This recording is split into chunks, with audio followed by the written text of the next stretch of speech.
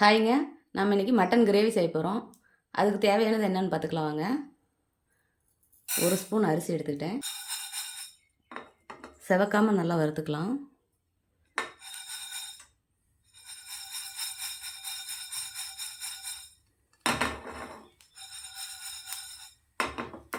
பாருங்கள், வறுத்தாச்சு. இதை நம்ம இப்போ ஒரு பிளேட்டில் மாற்றிக்கலாம். சின்ன வெங்காயம் சேர்த்துக்கலாம். நான் 1.5 கிலோ கறிக்கு தேவையானதான் சின்ன வெங்காயம் எடுத்துருக்கேன்.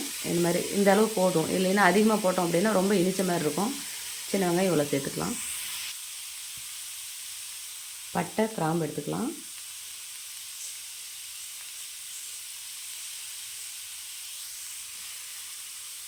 சோம்பு சேர்த்துக்கலாம். கருவேப்பிலை சேர்த்துக்கலாம்.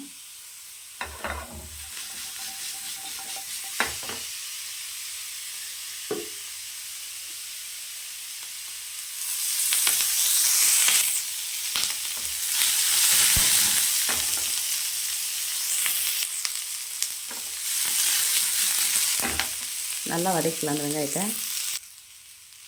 வெங்காயம் நல்லா வதங்கிடுச்சு. தேங்காய் சேர்த்துக்கலாம்.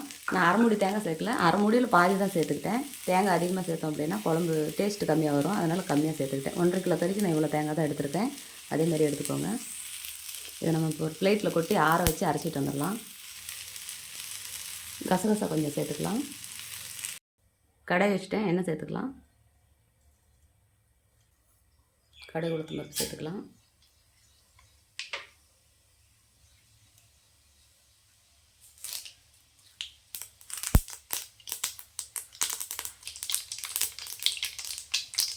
கடுகு வெடிச்சிருச்சு. கருவேப்பிலை போட்டுக்கலாம். இஞ்சி பூண்டு போட்டுக்கலாம்.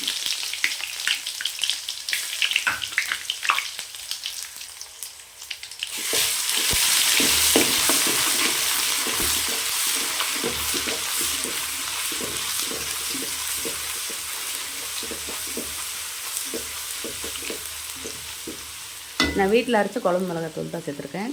வீட்டில் அரைச்சி கறிக்கு போடுறது கறி மசாலா சேர்த்துருக்கேன். மட்டன் மசாலா,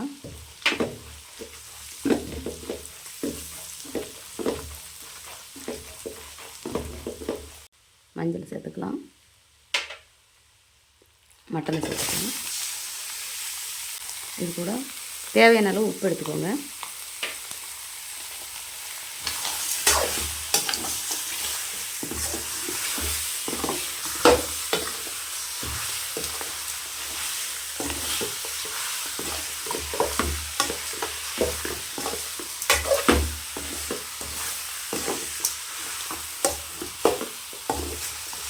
வேகட்டும். பார்த்திங்களா, நம்ம இன்னும் தண்ணி சேர்க்கல. இந்த மாதிரி தண்ணி சேர்க்கணும். நம்ம தண்ணி சேர்த்துக்கலாம். போதும் இந்த அளவுக்கு இருந்தால். 10 நிமிஷம் வேகட்டும், பார்க்கலாம். உப்பு கொஞ்சம் பத்தலை, உப்பு கொஞ்சம் சேர்த்துக்கலாம்.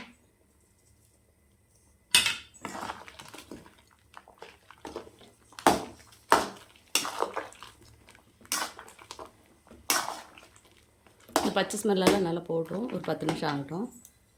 பாருங்கள், மட்டன் குழம்பு ரெடி ஆயிடுச்சு. இந்த கறியை நம்ம எடுத்துக்கலாம். தனியாக எடுத்து இப்போ நம்ம வறுக்கணும். கறி இந்த மாதிரி எடுத்துக்கலாம். குக்கர் வச்சாச்சு. எண்ணெய் சேர்த்துக்கலாம். கடுகு, உளுத்தம் பருப்பு சேர்த்துக்கலாம்.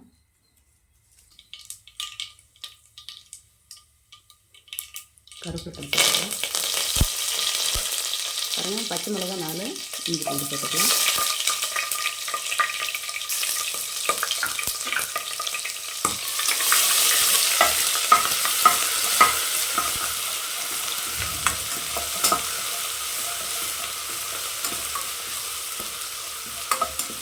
கறி மசாலா சேர்த்துக்கலாம். இது மட்டன் மசாலா.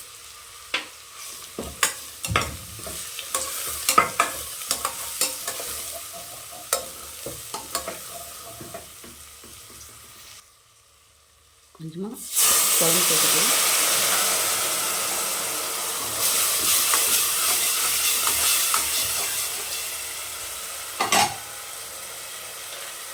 மட்டன் எடுத்து சேர்த்துக்கலாம்.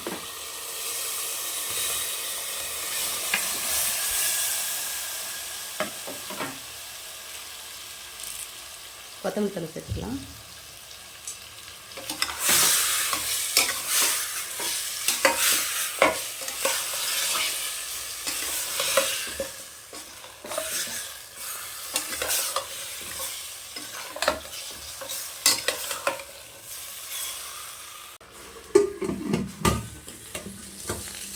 ரெண்டு விசில் விட்டால் போதும்.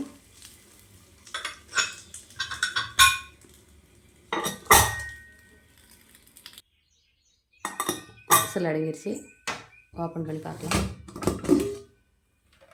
பாருங்கள், நல்லா எவ்வளோ சாஃப்டாக வெந்திருக்கும் பாருங்கள்.